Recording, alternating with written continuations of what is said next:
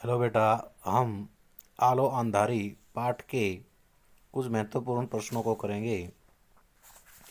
देखिए, जो 2020 का जो क्वेश्चन पेपर है +1 का, उसमें ये क्वेश्चन आए हुए हैं जो महत्वपूर्ण हैं। देखिए, जैसे बेबी के प्रति तातुस की आत्मीयता का वर्णन कीजिए। ये मोस्ट इम्पोर्टेंट प्रश्न है जो कि 2020 में हरियाणा बोर्ड में एनसीईआरटी हरियाणा बोर्ड में आया हुआ है। तो इसका उत्तर देखिए, बेबी के प्रति तातुस की आत्मीयता का या आत्मीयता को हम इस प्रकार देख सकते हैं कि बेबी की ज़िंदगी में तातुस का परिवार न आता तो उसका जीवन अत्यंत दयनीय हो जाता। उसे काम की तलाश में इधर उधर भटकना पड़ता और उसको रहने के लिए एक निश्चित स्थान न मिलता। उसके बच्चे अनपढ़ रह जाते अगर तातुस का सहयोग न मिलता। तो तातुस ने उसको रहने के लिए अपने मकान में जगह दी और उसका आत्मविश्वास बढ़ाया और उसको लिखने के लिए प्रेरित किया। तातुस यदि लिखने के लिए प्रेरित न करते तो वह एक अच्छी लेखिका के रूप में उभर करके सामने नहीं आती। इस प्रकार से तातुस का बेबी के प्रति सहयोग ही उसकी आत्मीयता को दर्शाता है। अगला प्रश्न देखिए, घर टूटने के उपरांत बेबी की रहने की व्यवस्था किस प्रकार से हुई। इसका उत्तर देखिए, जब बेबी अपने पति से अलग रहने लग जाती है तो उसको सबसे उसकी सबसे बड़ी समस्या रहने की थी कि वह कहाँ रहे। जब सुनील नाम का व्यक्ति उसको मिलता है तो सुनील ने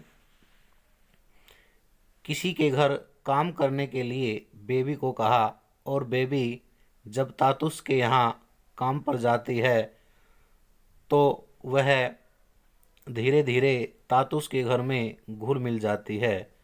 तातुस का व्यवहार और उसके बच्चों का व्यवहार देख करके बेबी को उनके प्रति भाईचारे की भावना और प्रेम की भावना उत्पन्न हुई और बेबी जब धीरे धीरे सभी कार्य को कुशलतापूर्वक करने लगी तो तातुस ने बेबी को अपनी बेटी के समान समझा और तातुस ने उसको कहा कि तुम यहीं पर मेरे घर में रहने लगो। और तातुस ने अपने घर के ऊपर वाले कमरे में उसकी रहने की व्यवस्था कर दी। इस प्रकार से बेबी को रहने की समस्या से छुटकारा मिल गया और वह बेफिक्र होकर के तातुस के घर में रहने लगी। तो ये इसके दो महत्वपूर्ण प्रश्न थे जो आए हुए हैं इस पाठ में से। अगला प्रश्न देखिए,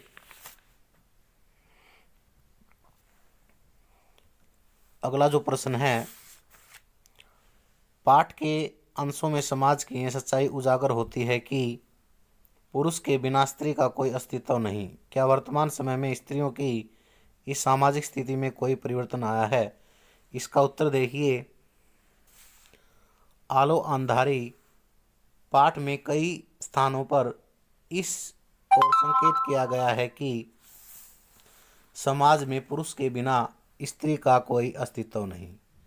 हम इस पाठ में ही देख सकते हैं कि बेबी अपने बच्चों के साथ जब अकेली रहती है तो आसपास के लोग उस पर व्यंग करते हैं कि और उससे पूछते हैं कि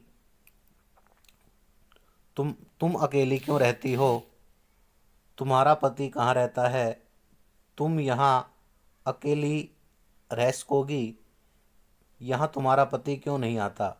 इस प्रकार से व्यंग की दृष्टि से एक अकेली महिला को देखा जाता है।